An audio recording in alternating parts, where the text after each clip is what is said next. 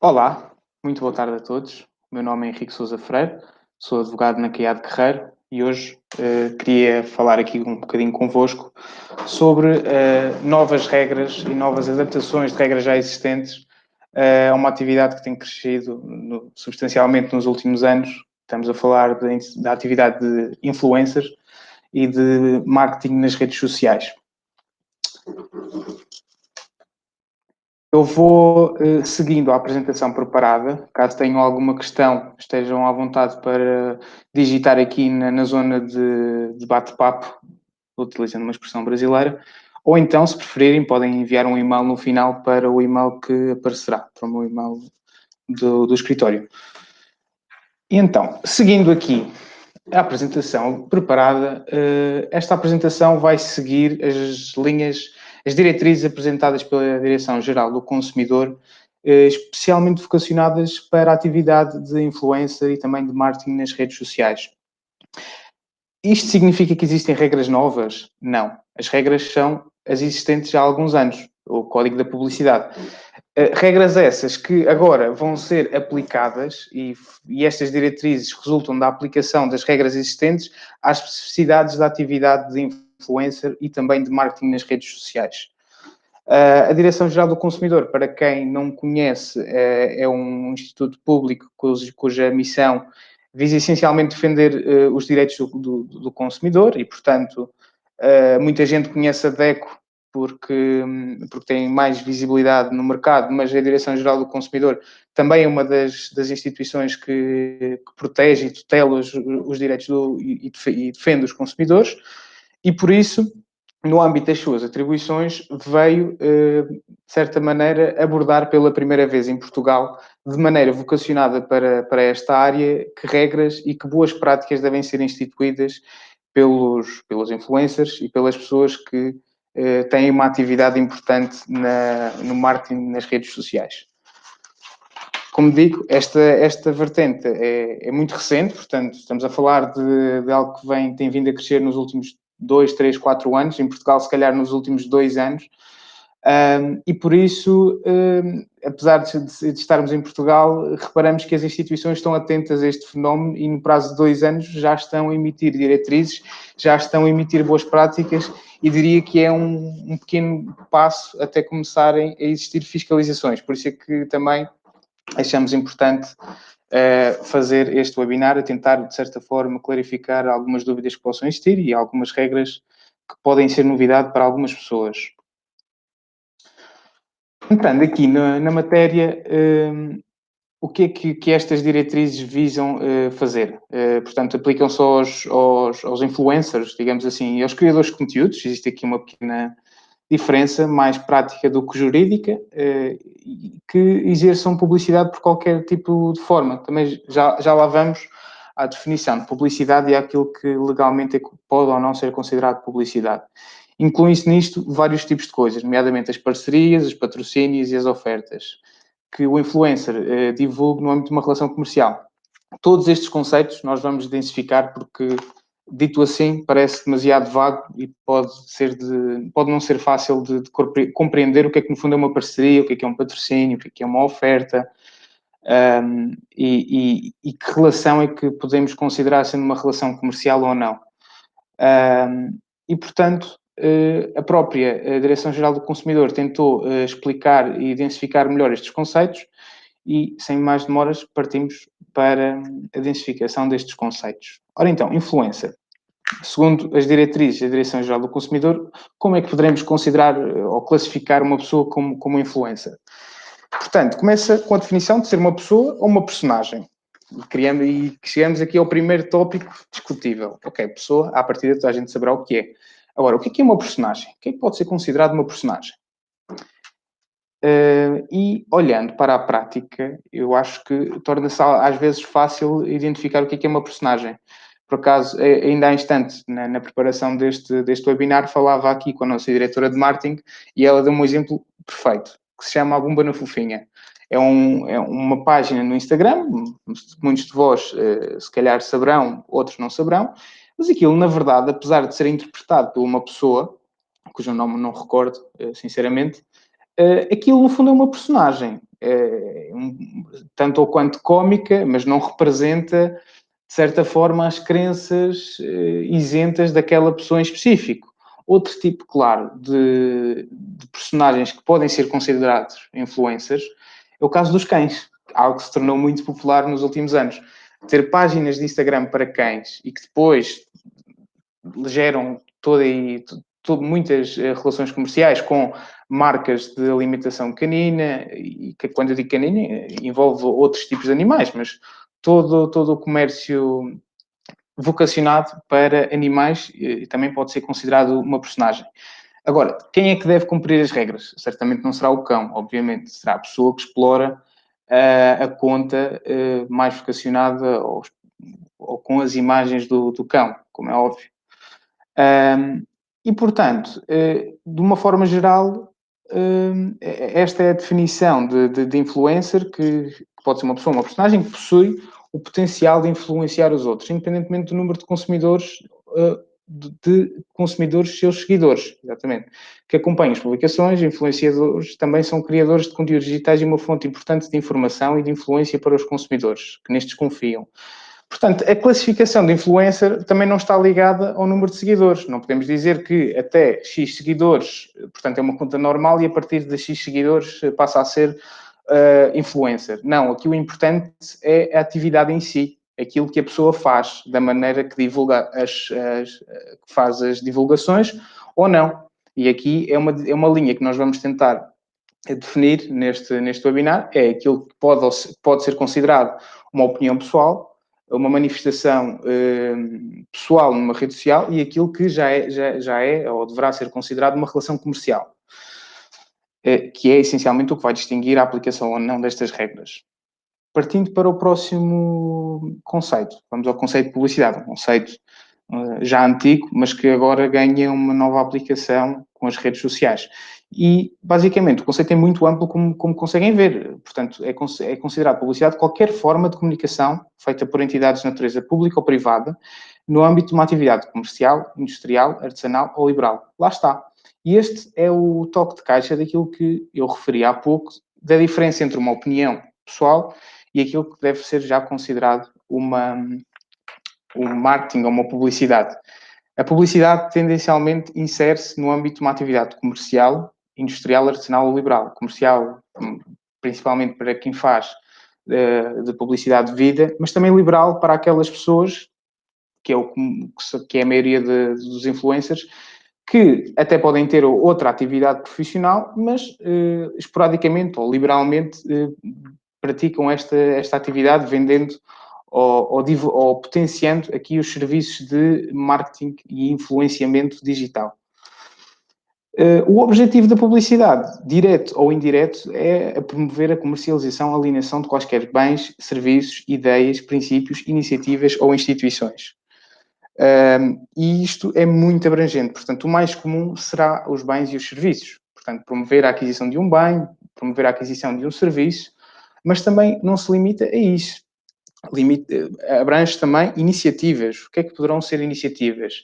Iniciativas de organizações não governamentais, por exemplo, recolha de bens alimentares. Também pode ser considerado, se for feita dentro da atividade comercial ou liberal, isto é, se o influencer receber alguma remuneração, ainda que não seja em dinheiro, já lá vamos ao conceito de remuneração também, pode ser considerado uma publicidade de uma iniciativa. E institucional, ainda mais. Nos últimos tempos, temos visto muita publicidade institucional por parte do Serviço Nacional de Saúde quanto às medidas de prevenção ao Covid-19. Essa questão dos flyers que vemos e até mesmo de spots publicitários em televisão, isso não deixa de ser considerado publicidade por ser feita a um instituto público, ou uma instituição pública, neste caso. Portanto, tudo isso deverá seguir as regras previstas no Código da Publicidade. Dando continuidade aqui aos conceitos que são importantes para depois percebermos as regras. O que é que pode ser considerado um patrocínio, uma parceria ou uma oferta? Isto aqui envolve, não é assim tão fácil de perceber como os outros conceitos anteriores.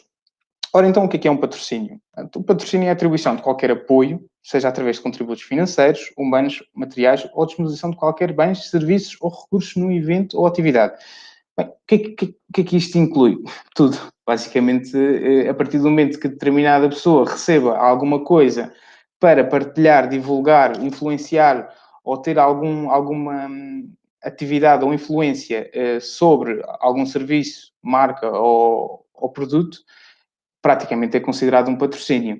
E aqui alerto novamente que não são apenas os pagamentos monetários que contam. Contam também os pagamentos em espécie. Portanto, se uma empresa de vinhos me manda um lote de garrafas de vinho para proceder à sua divulgação, eu estou aqui a receber um contributo material. Por seu turno, se um fabricante de carros me disponibiliza um carro durante uma semana para eu fazer um vídeo promocional, estou a receber um contributo através de uma disponibilização de um bem, neste caso. Por seu turno, se um serviço de estética disponibiliza qualquer serviço que eu agora não me estou a lembrar para essa determinada pessoa de futuro fazer uma review ou até mesmo divulgar o serviço, está a disponibilizar um serviço, neste caso. E neste caso existe sempre a contrapartida. E o que é que será a contrapartida? É uma associação direta ou indireta a esse evento ou atividade com vista à promoção do nome, imagem ou das atividades. Isto é, se a empresa de vinhos mandar garrafas de vinho e não disser rigorosamente nada, nesse caso, poderemos não estar numa relação de patrocínio porque não existe aqui uma contrapartida. Foi uma liberalidade dessa empresa em enviar algumas garrafas de vinho, enfim. O feliz contemplado certamente dará bom uso ao vinho e não tem qualquer outra obrigação. Mas normalmente não existem almoços grátis, como se diz, e a tendência é, sempre que existe oferta de materiais, o objetivo é a divulgação desses materiais. E lá está, a divulgação não tem que ser sempre promocional. Pode ser através de uma review. Se o influencer fala apenas de um produto que recebe e partilha a sua experiência, a menos que esse produto tenha sido adquirido e ele não tenha recebido contrapartida nenhuma por parte da marca, a probabilidade de ser considerado marketing digital é elevadíssima. Por isso, aqui nós temos de ser mesmo muito extensos no conceito de contrapartida. E por isso, o patrocínio é uma forma especial de publicidade que está sujeita aos mesmos, lá está, aos mesmos princípios e regras gerais que a publicidade. Já lá vamos ver o que é que isso implica na prática. Uma parceria é algo mais espaçado no tempo e algo mais abstrato. O exemplo típico de uma parceria é a relação, por exemplo, entre o Cristiano Ronaldo e a Nike.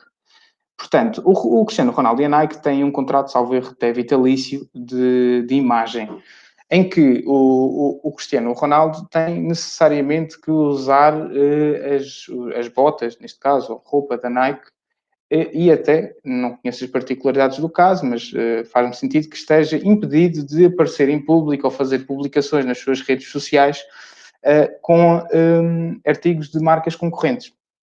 Nesse caso, a Nike não está a patrocinar uma divulgação em específico, não está a patrocinar um post em específico, está a patrocinar uma parceria, uma relação comercial existente entre ambos os sujeitos, neste caso a Nike e o Cristiano Ronaldo. Portanto, o Cristiano, claro que recebe uma contrapartida, certamente neste caso será financeira e não será baixa, e a Nike recebe uma divulgação da imagem não concretizada num ato em específico, mas continuada ao longo do tempo. Estas parcerias também têm vindo a tornar-se muito populares no âmbito dos ginásios e da roupa desportiva, não só da Nike, também a roupa desportiva, mas de marcas menos conhecidas.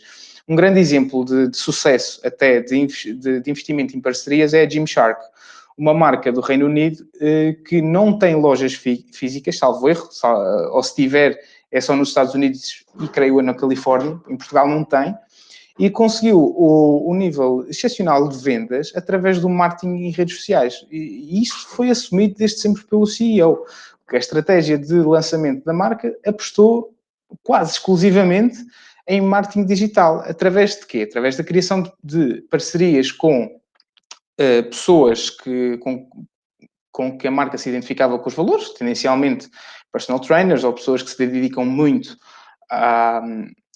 ao estilo de vida que envolve o ginásio, e através da criação de uma imagem que, no fundo, as pessoas que gostam de ginásio ou que têm particular interesse pelo ginásio usam aquela marca. E essa imagem foi ficando incutida até que a marca teve um crescimento extremamente notável.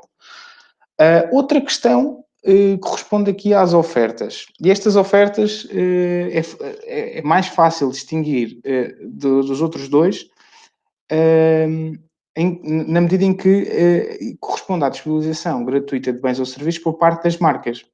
Isso significa o quê? Que não é o influencer que vai disponibilizar bens ou serviços ao público em geral, mas são as marcas, mas através dele. O caso típico disto são muitas vezes os códigos promocionais em que os influencers, ao gerarem um código promocional, a pessoa terá direito a receber um artigo de oferta. Isto é muito comum numa certa marca portuguesa, que salvo é a Prozis, em que o influencer gera um código promocional e não é, na verdade, não é o influencer que está a dar os produtos, porque a marca não é do influencer, mas sim a própria marca que dá os produtos, mas essa oferta só se torna possível através do influencer ou do marketing digital.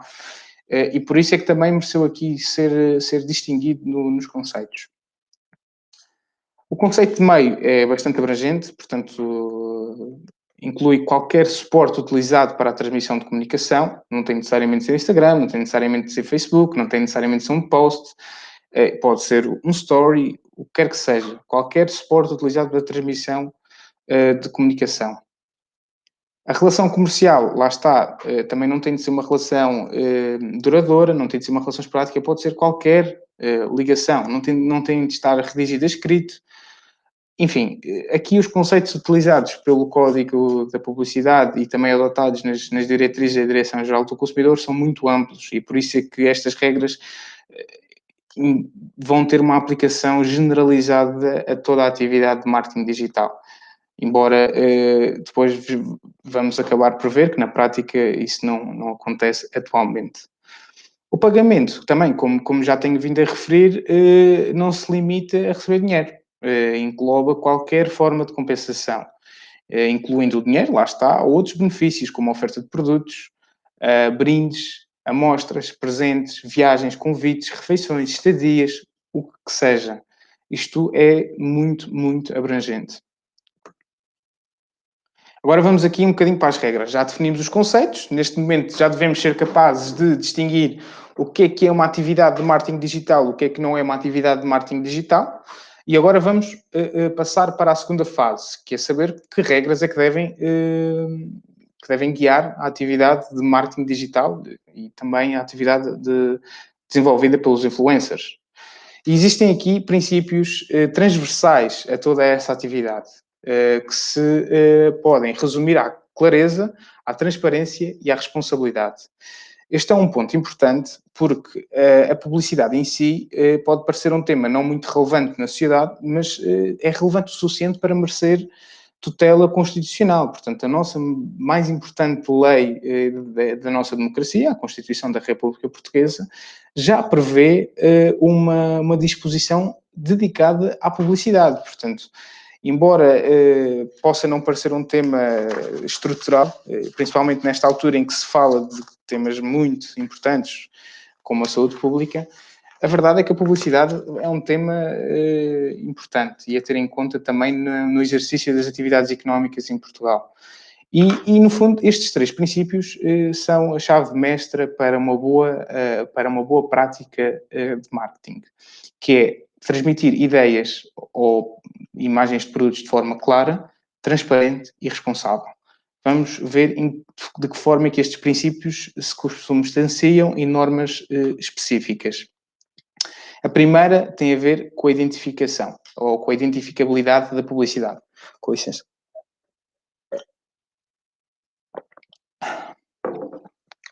Uma publicidade deve ser facilmente identificável como tal. E aqui já começamos a ver dissonâncias entre aquilo que deveria ser, aquilo que as regras instituem e aquilo que vimos na prática. Portanto, basta abrir uma rede social e vimos que existe publicidade não é, que é feita nas redes sociais, também pelos influencers e não só, e que muitas vezes não é identificada como tal.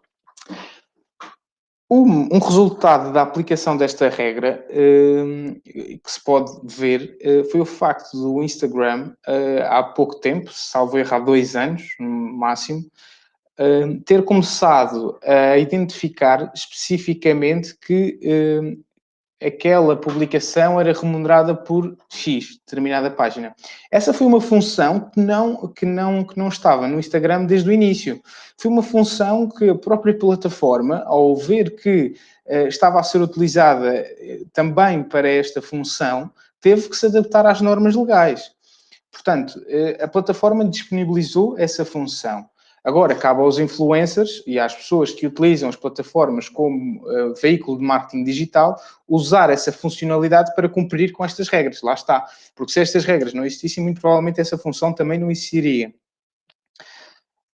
E uma publicação numa rede social é considerada comunicação comercial e está sujeita à identificação dessa relação de conteúdo comercial entre a marca e o influenciador. Lá está. Por forma a que o consumidor fique inevocavelmente com a percepção de que está perante uma relação comercial. E isto é importante, porque muitas vezes o consumidor vai à procura nestes meios mais informais de opiniões isentas, digamos assim.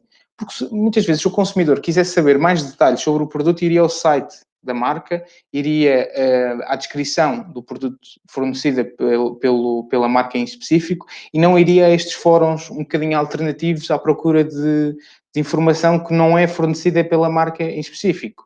E por isso, para proteger o consumidor precisa de saber, muito bem, esta divulgação está a ser patrocinada pela marca. Existe aqui uma influência, ainda que seja indireta, da marca ou não. E com isto eu não quero dizer que as pessoas que fazem reviews não são isentas, de todo. Não é isso. Mas a partir do momento que determinada pessoa recebe um produto ou tem um benefício em fazer aquela review, esse benefício e essa relação tem de ser comunicada como tal. E é um bocadinho esta transparência e identificabilidade que é exigida por parte do Código da Publicidade. Depois, existem campos que obedecem a regras específicas, e lá está. O mundo da publicidade é adaptado aos submundos da atividade económica. Nós temos um Código da Publicidade que tem regras gerais, principalmente aqueles princípios da clareza, transparência e responsabilidade que falámos no início, mas depois existem áreas de atividade em específico que têm normas específicas para responder a necessidades específicas também da área, como é o caso da área da saúde, que tem exigências ou regras mais particulares. Eu, olhando aqui às cábulas que tenho, estas normas normalmente são reguladas em diplomas paralelos. Portanto, temos o Código da Publicidade, que, digamos assim, é o pilar base das regras aplicáveis em matéria de publicidade, e depois vamos tendo alguns diplomas paralelos que estipulam regras específicas, como é o caso do Regulamento da União Europeia, que vem definir algumas normas específicas para o ramo da saúde, e que, de certa forma, obriga ou recomenda a mencionar que é importante ter um regime alimentar variado e equilibrado e um estilo de vida saudável. Estas menções, tendencialmente, são aquelas letrinhas pequeninas que vemos no final dos spots publicitários nas televisões ou no final de publicidade em revistas, e basicamente achamos que é as letrinhas que ninguém lê, mas elas estão lá exatamente por algum motivo e tendencialmente são porque as marcas são obrigadas a colocar essas menções lá, porque senão, regra geral, não estariam.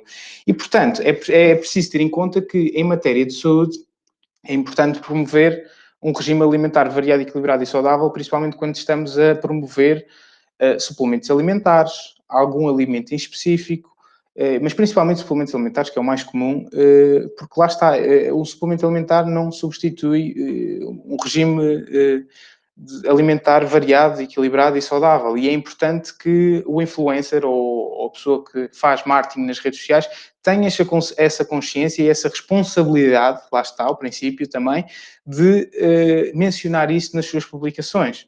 Portanto, se eu vou recomendar a toma, por exemplo, de ômega 3, eu não vou dizer que aquilo substitui uma alimentação de peixe, se bem que uma alimentação já está mais comprovado que uma alimentação totalmente vegan também é saudável, mas, enfim, aqui a ideia é ter uma responsabilidade de não promover sem ser de forma responsável. Outra questão, nesta matéria de marketing de saúde, que não está aqui referida, mas eu gostava de vos referir, são as garantias de resultados. Isto acontece tendencialmente em marketing de serviços estéticos ou serviços de saúde não essenciais, digamos assim. Se eu estou a promover, por exemplo, uma lipoaspiração ou algo do género, eu não posso garantir que os resultados se vêm daqui a 2 dias, ou que se vêm em 48 horas, ou que os resultados são assegurados. Isso é completamente desaconselhado de um ponto de vista de regras de publicidade. E isso acontece algumas vezes nas redes sociais. E por isso temos de ter essa consciência de não garantir resultados, principalmente na área da saúde. Outra questão tem a ver com o preço. Sempre que se fala em preço, é preciso ter a noção que é preciso expor o preço de forma clara. Dizer o valor, dizer o que é que inclui, de forma a que o consumidor receba essa informação de forma clara e não tenha nenhuma dúvida quanto a isso, ou então remeter para um sítio em que ele consiga ter essa informação. Mas, tendencialmente, se apresenta um valor, é preciso ter a preocupação de mencionar o que é que isso inclui. E depois, então, reencaminhar para um fórum mais adequado, onde a pessoa poderá encontrar mais informação. Outro tema importante aqui na questão da saúde é também o requisito da necessidade. Não promover a aquisição ou serviços desnecessários para o consumidor. Dizer sempre, ou passar sempre uma ideia de que, por exemplo, no caso mencionado da lipoaspiração, ou de outro qualquer tratamento estético, de que é preciso recolher aconselhamento perante um profissional de saúde se aquela intervenção é necessária ou não, porque os influencers não são profissionais de saúde e apenas um profissional de saúde consegue ter essa sensibilidade de saber se realmente aquela intervenção é necessária ou não. Portanto, quem fizer marketing digital sobre matérias relativas à saúde, alimentação, estilos de vida são mais saudáveis que não tenham a ver com o ginásio, portanto, aqui as questões do ginásio não entram tanto com a suplementação e com a alimentação, são dois campos um bocadinho diferentes, mas quem entra nestes campos de suplementação, alimentação, estética, tem que ter esta sensibilidade de cumprir com estes requisitos, que são, no fundo, requisitos para proteger o consumidor. Outra questão, relativamente aos créditos de consumidores, também tem algumas especificidades, sendo uma delas a obrigatoriedade de mencionar a TAEG. A TAEG é a taxa anual dos encargos, basicamente com o crédito. Portanto, sempre que fizerem, ou alguém, um influencer, fizer uma ação promocional para créditos ao consumo, caso de CTLM, caso de Credibon, coisas do género, tem que ter a noção que deve informar à partida esta TAEG. Se tiverem questões quanto à medida que vamos prosseguindo com a apresentação, relembro-me que podem deixar aqui uma mensagem ou no final enviar um e-mail, como preferirem.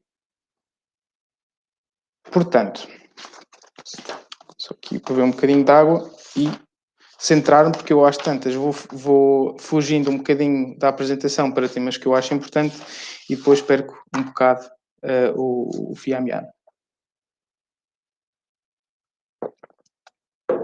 Outro tema aqui importante e uma necessidade legal que muitos influencers não têm noção é a necessidade, quando se está a publicitar bebidas alcoólicas, de incluir a menção seja responsável, beba com moderação. Não sei se isso aparece nos slides à frente, mas a menção é exatamente esta: seja responsável, beba com moderação. Isto é uma necessidade que surge do Código da Publicidade e depois também de um acordo entre as empresas de bebidas espirituais em incluir especificamente esta menção. Lá está, mais uma especificidade dependendo do ramo da atividade. Tudo o que seja referente a jogos e apostas também terá de conter as informações previstas no artigo 21 do Código da Publicidade, que são essencialmente as condições de acesso, os critérios e, se existir, o regulamento do jogo. As publicidades dirigidas a menores também têm algumas especificidades, na medida em que não podem incitar a aquisição de bens, nem digamos assim, influenciar os menores a convencerem os pais a adquirir esses bens. Portanto, tem de ser uma publicidade com ainda mais restrições e com menos intuito comercial e manipulatório, tendo em conta a idade dos destinatários. Aqui, em matéria de responsabilidade, é importante deixar esta menção, que os influencers, os criadores de conteúdo e as pessoas que fazem marketing nas redes sociais são responsáveis pela atividade publicitária que exercem. Isto é importante distinguir da responsabilidade pelos produtos. Os influencers e as pessoas que fazem marketing digital não são responsáveis pelos produtos nem pelos serviços que estão a promover. Não é isso que estamos aqui a mencionar. Mas são responsáveis pelas atividades publicitárias que estão a fazer. Isto é, se a publicidade for enganosa, não for transparente, não for informada, não for responsável, não é a marca que será responsável por essa atividade publicitária em específico, mas sim o influencer ou a pessoa que desenvolve essa atividade. É este tipo de responsabilidade que nós estamos aqui a mencionar e que todas as pessoas que se envolvem neste tipo de atividades têm de ter consciência que devem cumprir com as regras e com os princípios estabelecidos para a publicidade no âmbito desta atividade. Porque senão serão responsáveis como é natural. Aqui relembrar também que, lá está, a Direção-Geral do Consumidor tem competências de fiscalização em matéria de publicidade e acho que o facto de a Direção-Geral do Consumidor ter recentemente publicado este guia prático e estas boas práticas para marketing e redes sociais e influencers é um aviso de que é um tema novo, é um tema que não está propriamente... O Código de Publicidade não foi propriamente pensado para esta realidade. É um tema que pode ter alguma dificuldade de aplicação, mas é um tema que a Direção-Geral do Consumidor está atento e apostou numa abordagem informativa de início, mas que certamente passará para uma abordagem de fiscalização a breve trecho. Por isso é importante não ignorar estas regras e ter em conta as mesmas no âmbito das atividades. Chegando aqui à parte menos agradável, que será a parte das multas, este valor aqui apresentado é, no fundo, os dois extremos. Os 1.750 e os 45.000 são os dois extremos que as coimas podem ter. Mas no caso de pessoas singulares, no fundo serão a grande parte dos influencers, o teto máximo previsto na lei são os 3.750 euros. Este teto máximo de 45.000 euros está reservado a pessoas coletivas, a empresas e outras entidades. Também podem ser aplicadas sanções acessórias previstas no Código da Publicidade, mas como podemos aqui ver, são sanções que não foram previstas nem foram pensadas no marketing digital. Apreensão de objetos utilizados, na prática não é fácil. Interdição temporária, também é de exercer a atividade publicitária. Mas a questão é, se a atividade publicitária é exercida através de uma rede social pessoal, enfim, poderá a Direção-Geral do Consumidor notificar determinada pessoa que não pode fazer, mas no fundo a pessoa vai continuar a ter acesso à sua conta de Instagram ou de rede social. Privação do direito do benefício também tem alguma dificuldade de aplicação neste caso. E a última que eu acho que nem sequer pode ser aplicada a este caso é o encerramento temporário das instalações. Como podemos ver, o código não foi pensado para estas situações, mas por isso é que existimos nós, os juristas, que temos de certa maneira ter uma necessidade de adaptar a lei aos tempos modernos e, como vimos, a Direção-Geral do Consumidor já o está a fazer. Resumindo e concluindo, Estas regras podem resultar e resultam em boas práticas que os influencers deverão seguir no uso da sua atividade de marketing. Uma delas é a identificação, como vimos que é uma regra brasileira, a identificação de determinada atividade ou publicação ou post como publicidade. E isto tem vindo a ser já comum, já se começa a ver a utilização desta menção de pub, ou patrocínio, ou parceria, ou publicidade, nos próprios posts. E é uma das formas que a própria Direção-Geral do Consumidor reconhece como sendo uma forma de identificar aquela relação como uma relação publicitária. E, portanto, é uma maneira de cumprir com o requisito da identificabilidade. Garantir que as suas apresentações e recomendações não são falsas ou enganosas. E aqui este requisito é um bocadinho... Bem, como é que nós podemos garantir? Enfim, ninguém está a exigir que vamos agora fazer uma inspeção ao produto, inspeção à maneira como o produto é feito e fazer um controle de qualidade dos produtos. Não é isso que nos parece que seja exigido pela lei. O que nos parece que é exigido é basicamente fazer um juízo o que nós chamamos, entre juristas, um juízo do homem médio, para aferir se esta característica ou caracterização que eu estou a fazer do produto bate mais certo ou não com as características do mesmo, se corresponde à realidade. Isso, de certa maneira, não é falsa, enganosa ou talvez tendenciosa. Assegurar que as declarações prestadas são baseadas em experiências reais e não o sendo, devem fazer essa ressalva. Isto principalmente para serviços. Se eu estou a divulgar um serviço, e isto vai um bocadinho de encontro àquilo que eu disse inicialmente, se as pessoas quisessem saber as características de determinado serviço ou produto, iam à marca. As pessoas vão procurar as redes sociais ou se calhar estão dispostas a receber publicidade por estas redes sociais porque seguem determinado influencer ou porque seguem determinada página, porque querem receber um conteúdo ligeiramente diferente daquilo que a própria marca proporciona. E por isso, querendo receber um conteúdo ligeiramente diferente, é importante que esse conteúdo represente uma experiência real. Ou não representando, é importante que o próprio influencer tenha a sensibilidade de mencionar exatamente isso, de maneira a que os consumidores não sejam levados em erro através das informações que são prestadas nas redes sociais. E lá está, bem parecia que estava aqui a menção que vos falava há pouco, quando a campanha publicitária versar sobre bebidas alcoólicas, incluir a expressão seja responsável, beba com moderação. Esta é especificamente uma recomendação da Direção-Geral do Consumidor para esta área. Portanto, vemos ao detalhe que estas recomendações começam a chegar. E existem regras muito específicas. Por exemplo, enquanto que garantir que as recomendações não são falsas e enganosas, existe aqui um quê de incerteza e pode ser discutível.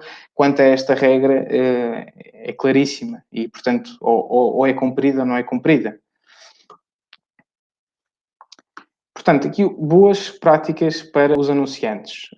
Garantir que os influenciadores identificam de forma clara e inequívoca cada publicação a ligação comercial envolvida. Lá está a dizer, mencionar o hashtag pub ou mencionar que é uma parceria remunerada. Providenciam com diretrizes suficientes claras que os influenciadores, quando a publicação comercial o façam em estrito cumprimento das normas legais.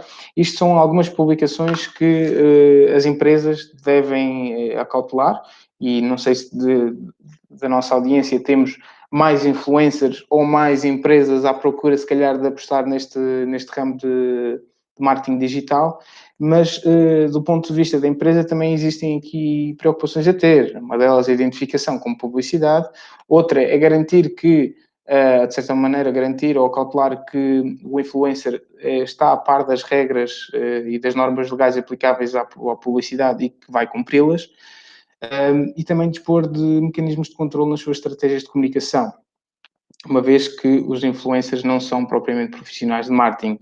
E aqui é algo que também é uma responsabilidade acrescida de parte das marcas de vamos apostar num ramo que não é propriamente regulado, portanto, em vez de uma empresa de marketing, vamos apostar no influencer, Mas da parte das empresas há que haver essa consciência que aquela pessoa não é especialista nem especializada em fazer atividades de marketing e que por isso a empresa, enquanto anunciante ou impulsionador daquela atividade de marketing, tem que ter também a consciência que deverá acompanhar as atividades de publicidade no sentido de saber se estão a ser garantidas as normas, se estão a ser cumpridas e se a mensagem que se quer passar está a ser mantida ou se está a ser deturpada.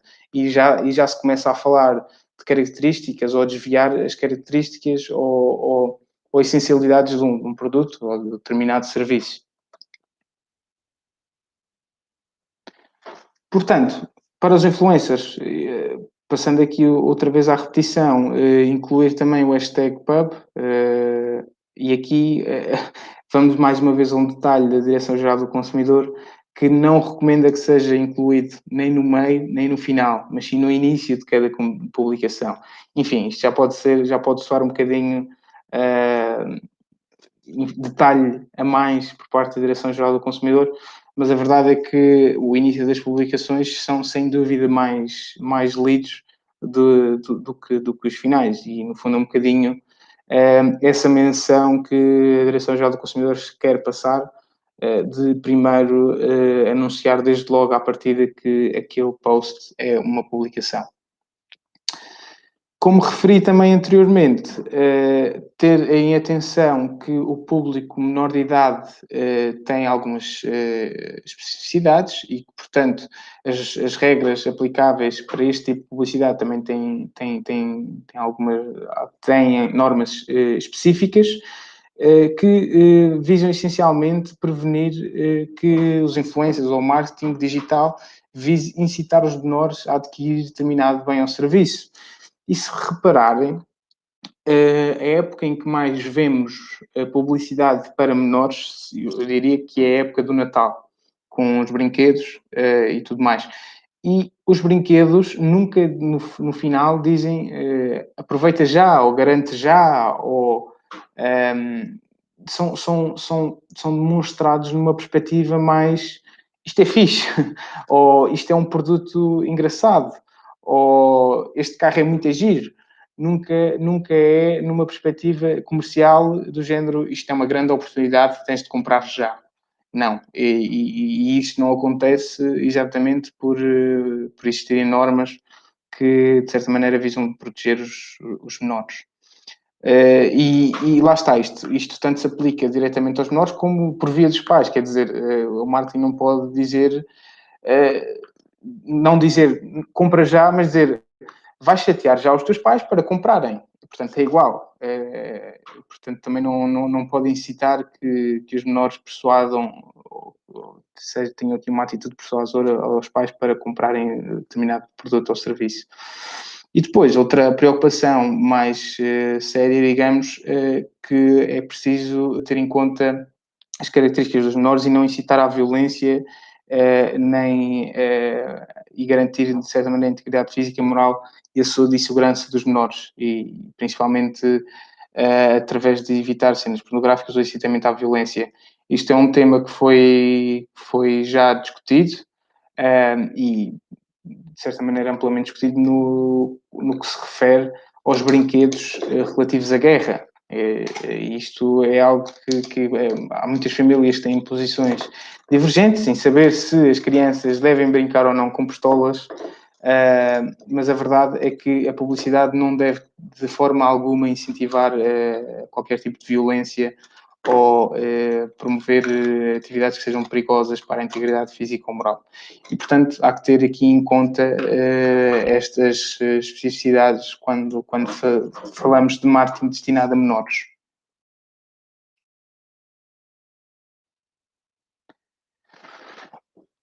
Outra particularidade, novamente, relativamente ao consumo de álcool, terem atenção que essas publicidades não devem ser dirigidas a menores. E uma coisa que eu queria deixar aqui clara é que o influencer se tiver alguns seguidores que são menores, não fica proibido de fazer publicidade a produtos ou bebidas alcoólicas. Quer dizer, não faria sentido.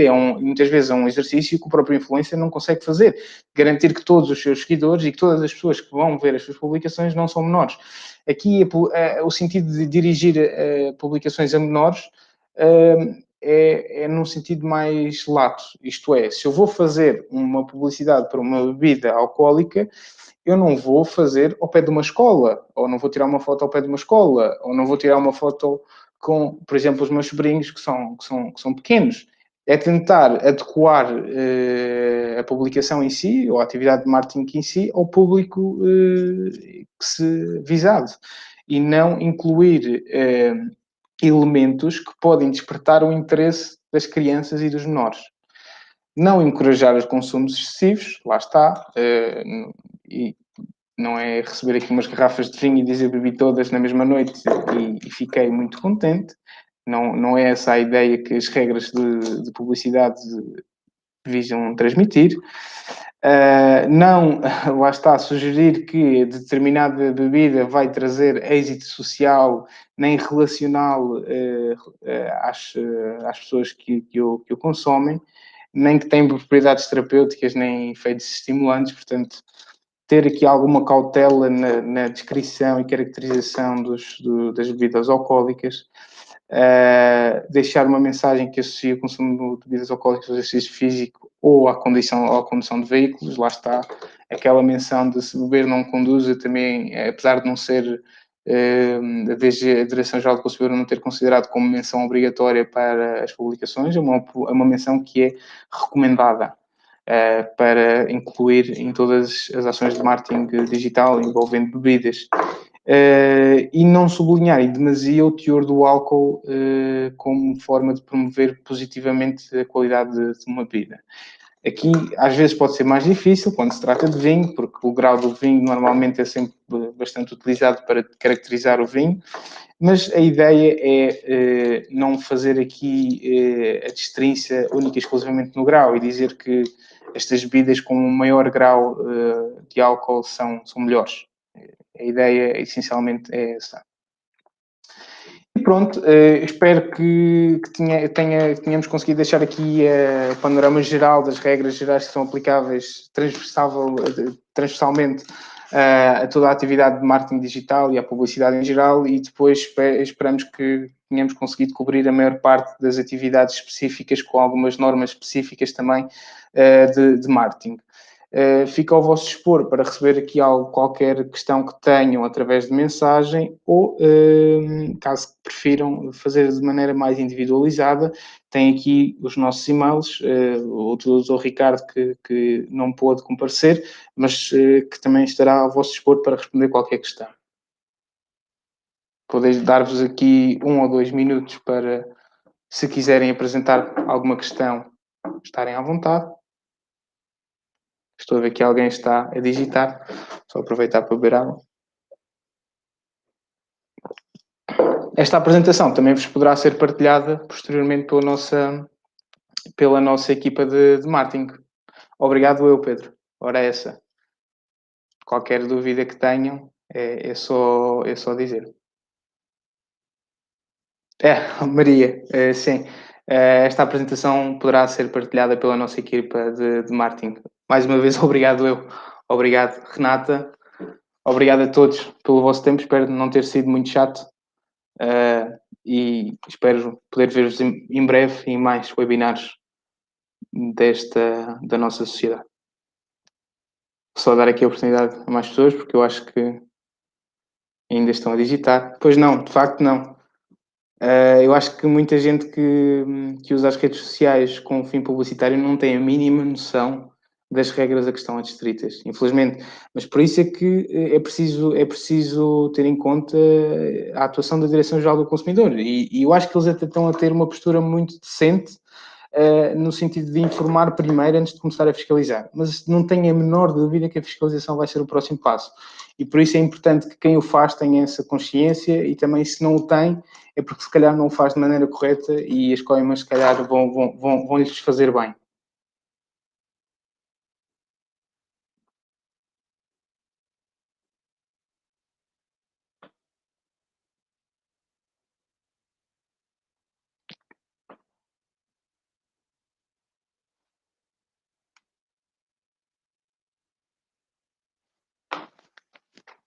mais um minuto, só para esta pessoa acabar de digitar, mas se não houver mais...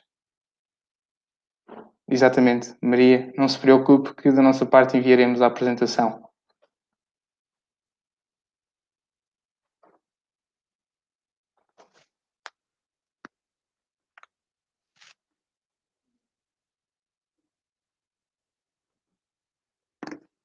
Bem, não havendo mais questões, resta-me agradecer mais uma vez a presença de todos. Espero que tenha sido informativo e que não tenha sido demasiado maçador.